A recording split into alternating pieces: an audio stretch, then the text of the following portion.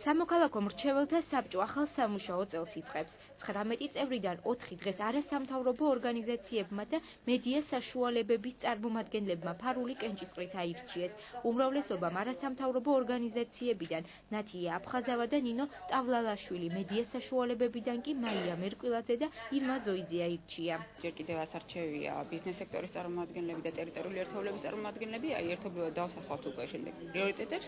პრიორიტეტები რა თქმა უნდა ამოსული იქნება ჩვენი ქალაქის ინტერესებიდან პირველ რიგში. სამოქალაქო მრჩეველთა საბჭო არის საკრებულო სათათბირო საკონსულტაციო ორგანო, რომელიც უზრუნველყოფს თვითმმართველობის საქმიანობის გამჭვირვალობას და მის განხორციელებაში მოქალაქეთა მონაწილეობას. მრჩეველთა საბჭოს წევრები გასული წლის მუშაობას ნაყოფიერად აფასებენ, ამბობენ, რომ საკრებულოს წევრებმა მათი რეკომენდაციები ძირითადად გაითვალისწინეს. ერთ-ერთ მაგალითად კი ინფრასტრუქტურულ პროექტებზე დაფინანსების გაზრდას ასახელებენ. თვლით, რომ ეს იყო ზედმეტი თანხა, ვთქვათ, იგივე კულტურულ ღონისძიებებთან დაკავშირებით და უფრო მეტი აქცენტი უნდა გაკეთებული იყო, ვთქვათ, კეთილმოწყობთან მიმართებაში იქნა გათვალისწინებული, თუმცა ეს თანამშრომლობა საკრებულოსა და სამოქალაქო მრჩეველთა საბჭოსთან მიმართებაში სასურველია, რომ უფრო გაუმჯობესდეს და უფრო იგივე მერიეს სამსახურებთან მიმართებაში პროგრამების დაწერის შემუშავების პროცესშივე რომ მოხდეს სამოქალაქო მრჩეველთა საბჭოს თუ მოქალაქის თუ იგივე იმ ვისთვისაც არის განკუთვნილი ეს პროგრამები, იმათი ჩართვა ამ პროცესში.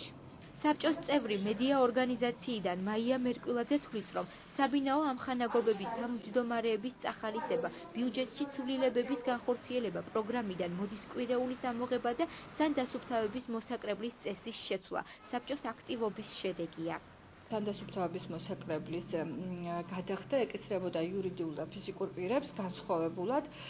იურიდიულ პირებს გაცილებით მეტი ტარიფის გადახდა უწევდათ მანამდე, ვიდრე ფიზიკურ პირს და ეს იყო რაღაც დისკრიმინაციული ჩვენი აზრით. მოვითხოვეთ ამ მოსაკრებლის გადახედვა და ეს იქნა შეცვლილი. მრჩეველთა საბჭოში ტერიტორიული ორგანოს საზოგადოებრივი დარბაზის 13 თავმჯდომარეა გაწევრიანებული. ომარ ტაკიძე ამბობს, რომ ერთ-ერთი მთავარი საკითხი, რომელიც მათი მუშაობის დროს დადებითად გადაწყდა და აღმაშენებლის დასახლების გაზიფიკაცია. ამბობს, რომ თუ საბჭოს წევრად ხელმეორედ აირჩევენ, საბავშვო ბაღებისა და გასართობი ატრაქციონების მოწყობას მოითხოვს.